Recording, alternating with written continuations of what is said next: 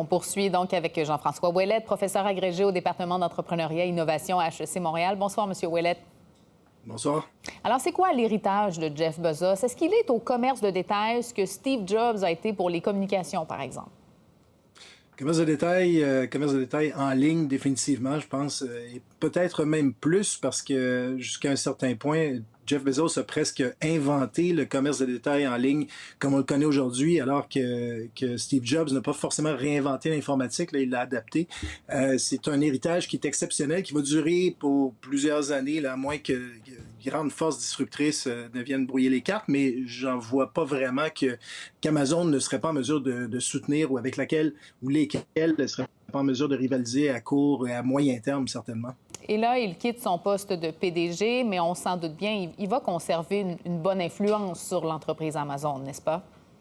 Oh, absolument, parce que, bon, il a beau quitter le siège du président directeur général, il demeure quand même le président du conseil d'administration, et le conseil d'administration, comme on sait, c'est l'organe qui influe largement, voire même qui donne finalement les ordres en matière de grandes orientations stratégiques à l'équipe de direction.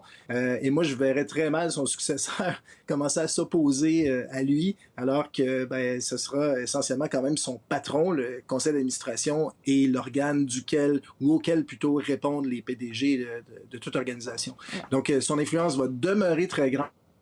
Même si, du côté opérationnel, on connaît Jeff Bezos, ce qu'on connaît de lui, c'est quelqu'un qui est un visionnaire d'abord, mais c'est aussi un exécutant, en fait, quelqu'un qui met en exécution finalement sa vision, qui la met en action plutôt de manière extrêmement précise. C'est quelqu'un qui en demande énormément de la part de ses collaborateurs. Et là, force est de constater qu'il sera plus dans les opérations, en tout cas beaucoup moins, comme président du conseil d'administration, mais donc, en principe, la culture pourrait changer un petit peu au cours des années à venir. Cela dit, à moins que sa fusée explose, là, je pense qu'il ne sera pas tellement loin des opérations, même quotidiennes. Et je présume qu'il va avoir même du mal à se distancer de l'organisation. Oui, bon, son successeur, il s'appelle Andy Jassy. Qu'est-ce qu'on sait de lui, M. Ouellette? Ben, on sait moins de choses qu'on en sait de Jeff Bezos. Ce qu'on sait essentiellement, c'est que c'est celui qui a été chargé de mettre en place et de faire croître la division des services web, AWS, Amazon Web Services. C'est la division d'Amazon qui est responsable d'à peu près toute l'infrastructure en ligne. Et lorsque vous êtes un détaillant de la taille d'Amazon, ben, vous voulez vous assurer que ça, ce qui est probablement votre infrastructure la plus critique, soit top-notch, comme on dit en latin. Là. Force est de constater que c'est un pari qui a été réussi. Et puis, Amazon a lancé AWS tout simplement parce qu'elle était, à une certaine époque, insatisfaite des services qui lui étaient offerts par d'autres tierces parties. Elle a décidé de prendre le taureau par les cornes pour subvenir à ses propres besoins, ce qu'elle a d'ailleurs déjà menacé de faire dans d'autres contextes, à commencer par celui de l'acheminement postal et des services de messagerie que font les UPS et autres FedEx de ce monde.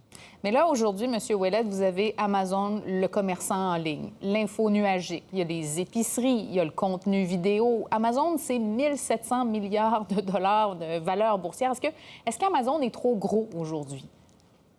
Ben, c'est une très bonne question. Puis, en fait, aujourd'hui, ce qu'on sait, c'est que la plupart des organisations créent plus de valeur en étant ce qu'on appelle des petits géants. Donc, des PME essentiellement qui sont très focalisées sur une niche qu'elles exécutent d'une manière impeccable à l'échelle mondiale. Dans le cas d'Amazon, on sait absolument que la plupart des grandes organisations, lorsqu'elles atteignent une taille un peu trop grande, ont tendance à s'encrasser, à devenir moins innovantes, moins agiles. Mais dans le cas d'Amazon, c'est le contraire qui se passe, en fait, et à ce point tel que je vois très mal un concurrent venir déloger Amazon sur un ou l'autre des différentes unités d'affaires qu'elle exploite. Que ce soit pour des épiceries en ligne, en fait, la simplicité avec laquelle Amazon a réinventé le commerce en ligne, on est en train de l'appliquer maintenant au commerce de détail dans le contexte des épiceries au premier chef. Ben, ça, c'est quelque chose d'absolument redoutable, je dirais, pour la plupart des organisations qui sont déjà en présence. La même chose pour ce qui est, ben, peut-être moins dans le cas de la télé, ce qu'on appelle le streaming vidéo, dans le cas d'Amazon Prime. Disons qu'ils ont des concurrents solides de ce côté-là. Absolument. Surtout en matière de création de contenu. Même Netflix est challengé, là, est mis au défi par d'autres arrivants, à commencer par Disney.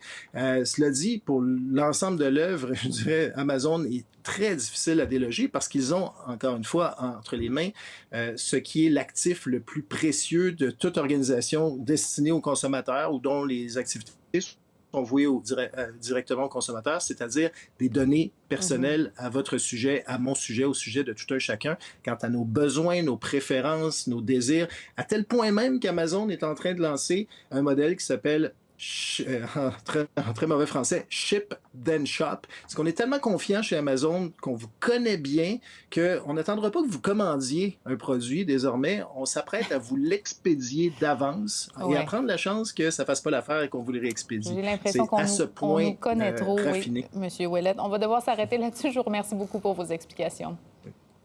Grand plaisir. Bonne soirée. Au revoir. Pour voir nos émissions en entier, rendez-vous sur la chaîne ICI RDI.